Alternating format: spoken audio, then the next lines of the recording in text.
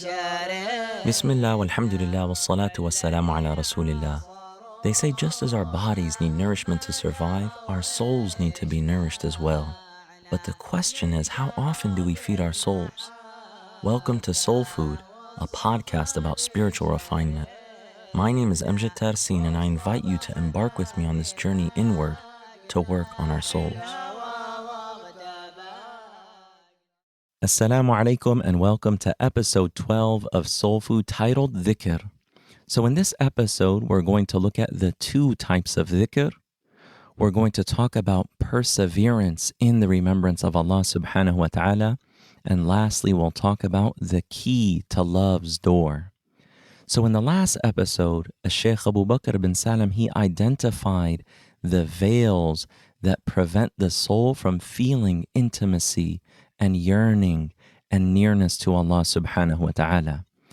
And he then tells us that the greatest thing in removing those veils and illuminating the inner sight so that it sees with a light given by Allah subhanahu wa ta'ala, the way to achieve that is through the remembrance of Allah, is through dhikr.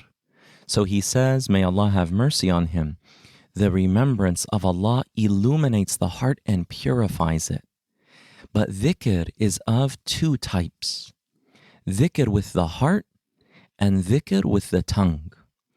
Dhikr with the heart is superior because remembering Allah subhanahu wa ta'ala with the heart, you then remember the name of Allah as well as experiencing the spiritual sweetness of that nearness to Allah subhanahu wa ta'ala. Whereas dhikr with the tongue has Allah subhanahu wa ta'ala's name, but does not also have that spiritual experience along with it. So that's why dhikr of the heart is superior, because you're remembering Allah with your tongue, but you're also experiencing the sweetness of Allah subhanahu wa ta'ala's name. You're experiencing the meaning of that invocation, the meaning of that remembrance in your heart. So that's why dhikr of the heart is superior. And scholars recommend that a person engages in remembrance of Allah with their tongue in order that the meanings of that dhikr eventually reach the heart. And we're going to talk about perseverance in remembrance shortly. But dhikr is the sultan of worship. Dhikr is the king of all the acts of worship. And why is that? Because it is of the most powerful means of drawing closer to Allah subhanahu wa ta'ala. When we look at all of the acts of worship, whether it's prayer or fasting or zakat or hajj or any other act of goodness or obedience, at the root of all of those actions is the remembrance of Allah subhanahu wa ta'ala. Is that your heart is aware of Allah subhanahu wa ta'ala. You are sincerely engaging in that action for Him, Jalla Jalaluh. And that you are attempting in that to realize your servitude to Him subhanahu wa ta'ala. And all of those things are found in dhikr. All of those things are found in the remembrance of Allah subhanahu wa ta'ala. And that is why it is considered the sultan of all the acts of worship. So that brings us to the next point, perseverance in the remembrance of Allah subhanahu wa ta'ala. So now that we know that there are two types of dhikr, and that the remembrance of Allah with the heart is superior, a person might feel discouraged. And they might say, you know what, well, I don't feel dhikr at that level. I don't experience it at that level. That's actually natural. But you don't have to rush, and you have to be careful about wanting things too quickly. The spiritual path takes time. And if we spent our entire lives seeking Allah subhanahu wa ta'ala and engaging in all different acts of obedience and worship, and then Allah subhanahu wa ta'ala removed the veils from our hearts and accepted us at the very last minute of our lives, it would all be worth it 1,000,000 times over. So we can't rush it, and we have to realize that the goal that we are seeking, Allah subhanahu wa ta'ala Himself, is worth all of our efforts and sacrifices infinitely. and that this is something that we have to really maintain our determination and resolve, and that it requires patience and steadfastness. As Shaykh Abu Bakr bin Salim radiallahu anhu, he then says, do not abandon dhikr because of the absence of spiritual experience. Because dhikr of the tongue is still considered dhikr. And Allah subhanahu wa ta'ala said that the men and women who remember Allah often, for all of them Allah has prepared forgiveness and a great reward. Allah subhanahu wa ta'ala promises the men and women who remember Allah often a great reward and forgiveness from Him. So even that dhikr with the tongue is still considered remembrance of Allah subhanahu wa ta'ala. Imam Ibn Ata'illah al-Sakandari, one of the great scholars of the spiritual path, he has a beautiful hikmah. In his aphorism, he says, لا تترك الذكر لعدم حضورك مع الله فيه. He says, do not abandon the dhikr because you do not feel present with Allah in it. لأن غفلتك عن وجود ذكره أشد من غفلتك في وجود ذكره. For your neglecting to remember Him is worse than your negligence in remembering Him. This is really deep. Your neglecting to remember Him at all, that not engaging in remembrance, is worse than engaging in remembrance and being neglectful of having presence in that moment. Then he says, فَعَسَى أَنْ يَرْفَعَكَ مِنْ ذِكْرٍ مَعْ وُجُودِ غَفْلَةٍ إِلَى ذِكْرٍ مَعْ وُجُودِ يَقَظَةٍ. Perhaps He will take you from a dhikr with negligence to one with awareness. Allah subhanahu wa ta'ala will elevate you if you're consistent. He will take you from dhikr where you're negligent to a dhikr where you actually have awareness.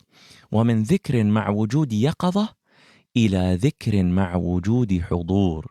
And that He will then take you from dhikr with awareness to dhikr with presence.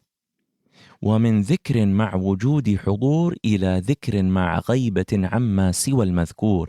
And that He might take you from a degree of presence to one where everything except the one remembered is absent from your mind.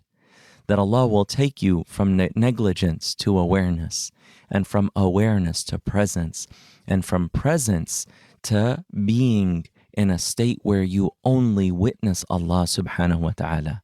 وَمَا ذَلِكَ عَلَى اللَّهِ بِعَزِيزٍ. And that is not difficult for Allah subhanahu wa ta'ala. So all of that to say, persevere in the remembrance of Allah subhanahu wa ta'ala.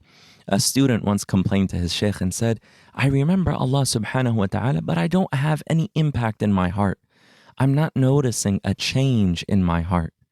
So then the shaykh said to him, praise Allah subhanahu wa ta'ala for having beautified one of your faculties, your tongue, your speech, with His remembrance. That even the fact that Allah subhanahu wa ta'ala has given you the enabling grace, that Allah has assisted you in your tongue moving and mentioning His name, and that there is no name in all of existence more honored and beautiful and majestic than His name, Allah. And the fact that He has allowed you, this created being that is limited, to know His name and to say His name, in and of itself, that is deserving of praise. That you should be thankful to Allah subhanahu wa ta'ala for that.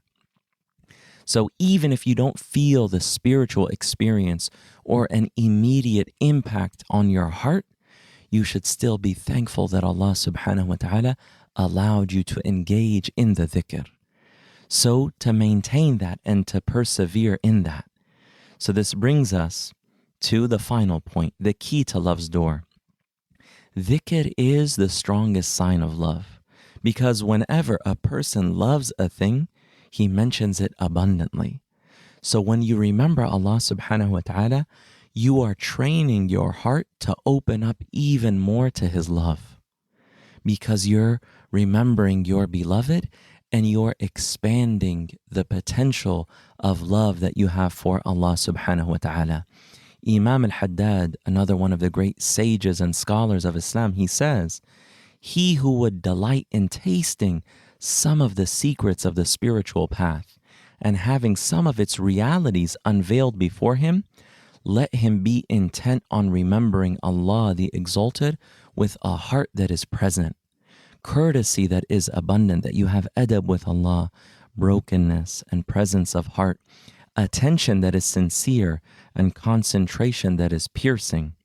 Whenever these traits are combined in a person, to him is revealed the highest malakut, the heavenly realm. His spirit beholds the realities of the world of utmost purity, and the eye of his secret, his basira, witnesses the highest and holiest beauty. These are beautiful realities that are unlocked through the remembrance of Allah subhanahu wa ta'ala.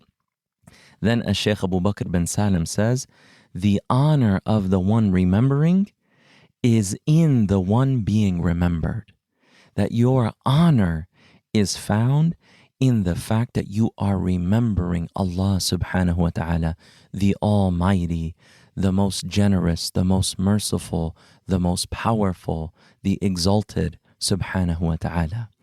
So when you remember Allah, you are actually only honoring yourself. You cannot give anything to Allah subhanahu wa ta'ala, but in reality, Allah subhanahu wa ta'ala is honoring you by giving you His enabling grace to remember Him.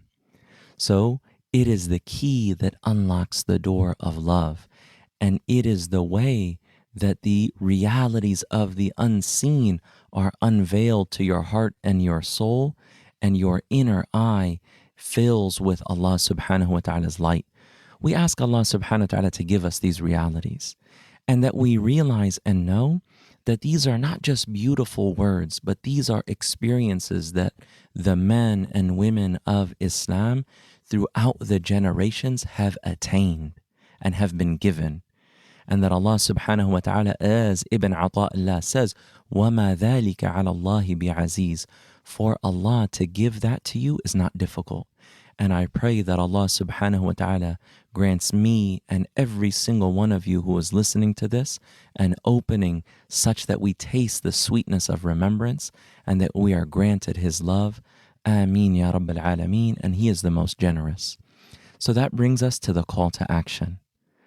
The greatest form of remembrance is the recitation of the Quran.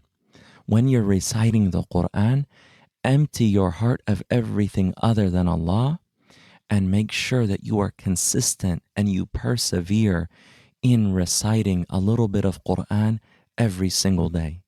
And whatever your regular wird is, if it's the wird al-Latif of Imam al-Haddad, which we'll have in the show notes, the du'as of the morning and the evening, persevere in that remembrance and make sure to remember Allah subhanahu wa ta'ala every day so that He gives us, inshallah, openings and that He unveils the highest and holiest beauties that we witness.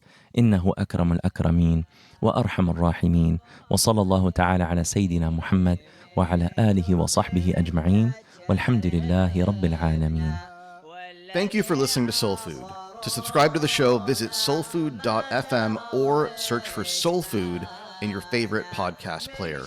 And while you're there, take a minute to leave us a rating and a review. It helps more people discover the show.